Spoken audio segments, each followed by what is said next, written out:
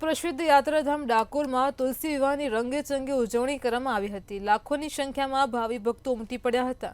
ભગવાનના વિવાહના લગ્ન ગીતો તેમજ મહિલાઓ અને યુવતીઓ પણ ગરબે ઘૂમી હતી। મંદિરને રોશનીથી શણગારવામાં આવ્યું હતું। આ નજારો માણવા માટે ભાવિ ભક્તો લાખોની સંખ્યામાં ઉમટી પડ્યા હતા।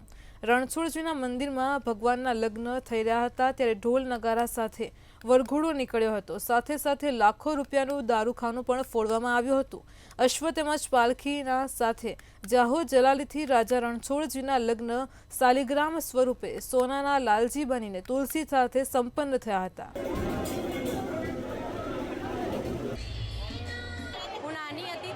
વર્ષોથી મને ઈચ્છા હતી કે હું તુલસી વિવાહ કરાવીશ। તેનો ખૂબ જ અદ્ભુત અનુભવ છે। તુલસી વિવાહ કર્યા માતાજીના અને રણછોડરાયના 3 કલાક અમે એનો આનંદ અનુભવ્યો છે અને અમારું નસીબ છે કે અમને આવો કુંજ મળ્યો અને વર્ષોની ઈચ્છા પૂર્ણ થઈ।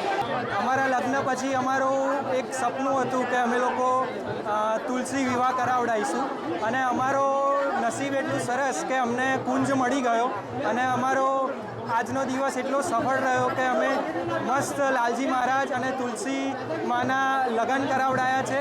3-4 કલાક ખૂબ જ વિધિપૂર્વક બધું ચાલ્યું છે અને સફળપૂર્વક અમે આ વિધિસર લગ્ન સંપૂર્ણ કર્યા છે। આજે રણછોડજી મંદિરે દર્શનાર્થે પધાર્યા અને ઠાકોરજીના શૃંગારના દર્શન કરી અને ખૂબ ધન્યતા અનુભવી। એમાંય જ્યારે ઠાકોરજીની લક્ષ્મીજી જવા માટેની સવારી નીકળી, વરઘોડો નીકળ્યો ત્યારે બધા ભાવિક ભક્તો ખૂબ મન મૂકીને નાચ્યા છે। અમારા કુળદેવતા રાજાધિરાજ રણછોડરાય છે।